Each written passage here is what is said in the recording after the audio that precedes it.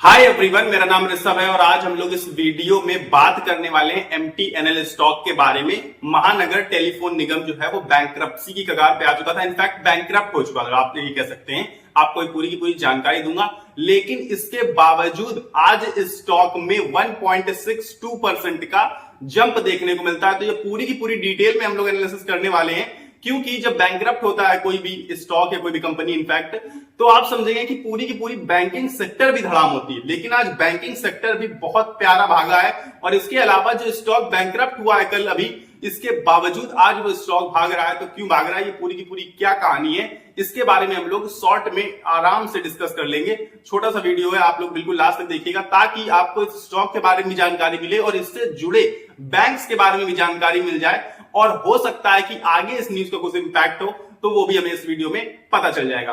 तो ये बैंक जो एमटीएनएल है, तो ये बैंकरप्ट हो गई थी। कब बैंकरप्ट हुई? अभी जस्ट अभी, जब कंपनी ने अपना लोन रिपेमेंट नहीं कर पाया तो कंपनी दिवालिया हो गई ऑलमोस्ट। उसका रीजन था कि 2187 करोड़ की इनकी लोन इंस्टॉलमेंट थी, जो कि ये लोग नहीं पे कर पाए। ठीक, नहीं पे कर पाए। देन एमटीएनएल ने क्या किया, एमटीएनएल ने जो पूरा का पूरा बैंक से लोन ले रखा है, यानी कि पीएसयू बैंक से इन्होंने जितना लोन ले रखा है 8,346 करोड़ का, अब वो भी गया एक तरीके से, क्योंकि पूरी की पूरी एमटीएनएल डूब रही है। तो अब उनके पास इतना पैसा ही नहीं है उसको चुकाने के लिए। जब फर्स्ट ये जो लोन रिपेमेंट था उनका इंस्टॉलमेंट नहीं भर पाए, तो पूरा का पूरा लोन कहां से भरेंगे, आप ये समझने की कोशिश करिए।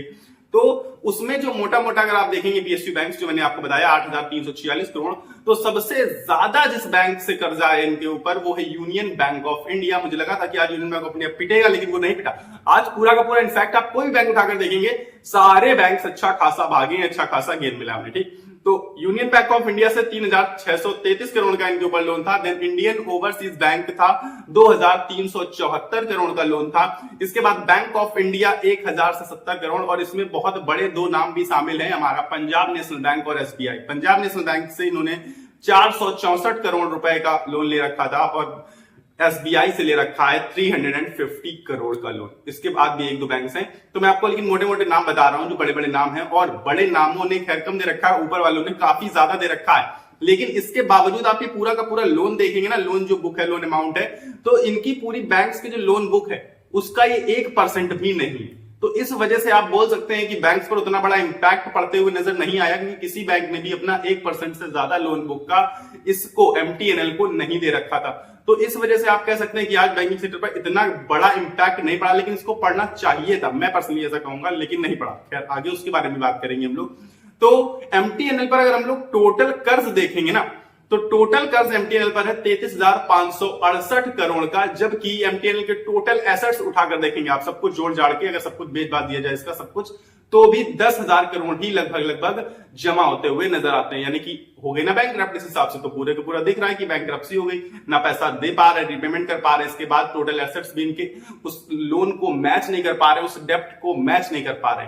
अब आप समझने की कोशिश करिए कि लगातार इसका एक तो रेवेन्यू घटता चला जा रहा है और जो लॉस है वो इंक्रीज होता जा रहा है। सिर्फ प्रॉफिट इंक्रीज होना चाहिए ना, तो इनका लॉस लगातार इंक्रीज होता चला जा रहा है और रेवेन्यू घटता जा रहा है, यानी कि एमटीएनएल हो चुकी है पूरी तरीके से बर्बाद। अब आप समझने की कोशिश करिए कि अब इसका मतलब था कि ये बैंकरप्ट हो गई, सब कुछ ठीक है, लेकिन फिर भी आज इसने कैसे गेन कर लिया 1.62% का।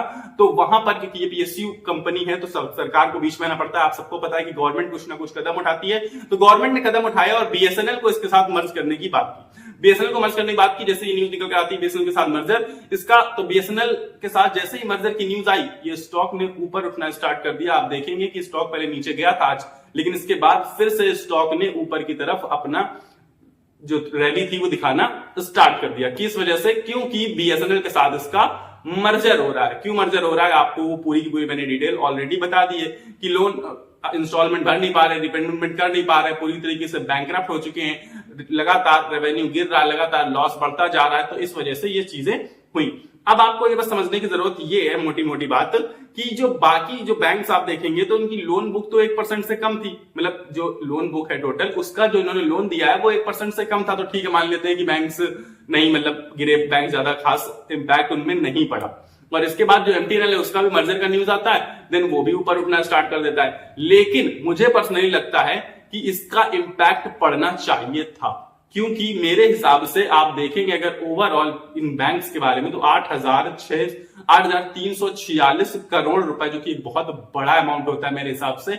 इस वजह से मुझे लगा था कि कुछ नहीं तो दो बैंक तो पक्का गिरने वाले हैं, बैंक ऑफ इंडिया और इंडियन ओवरसीज बैंक, लेकिन दोनों पर ही कोई इंपैक्ट नहीं पड़ा, बल्कि अच्छा खासा मार्जिन गेन किया है। बल्कि ओवरसीज बैंक ने मुझे लगता है कि 2-3% का मार्जिन गेन कर लिया आज।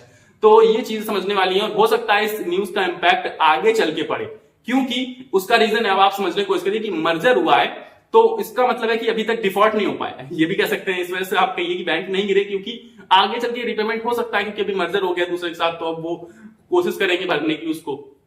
लेकिन आपको और हमें और सबको ये बात अच्छे से पता है कि एमटीएनएल की तो बात छोड़िए, बीएसएनएल के खुद के हालात बहुत बेहतर नहीं है। इस वजह से आज ये बैंकरप्सी रुक गई है, आज ये प्रॉब्लम सॉर्ट हो गई है, लेकिन आगे चल के ये प्रॉब्लम फिर से आएगी और बड़े रूप में आएगी, क्योंकि वो लोन लगातार इंक्रीज होता जाएगा एज ए इंटरेस्ट। तो आप सबको बहुत बेहतर तरीके से पता है कि आगे चल के क्या होने वाला है, और आगे चल के एक बॉम्ब फूटेगा, और जिसके बाद ये ज्यादातर जो बैंक्स जिन्होंने पैसा दे रखा है, और इसके बाद जो ये एमटीएनएल है, सब कुछ क्या हो जाएगा पूरी तरीके से धड़ाम। तो अभी इन्वेस्टर्स को मजा आ रहा है, इन्वेस्टर्स को फायदा हो रहा है, लेकिन आगे चल के जो इसमें लॉस होगा वो प्योरली इन्वेस्टर्स को ही होगा, और इसमें कोई कुछ भी नहीं कर सकता।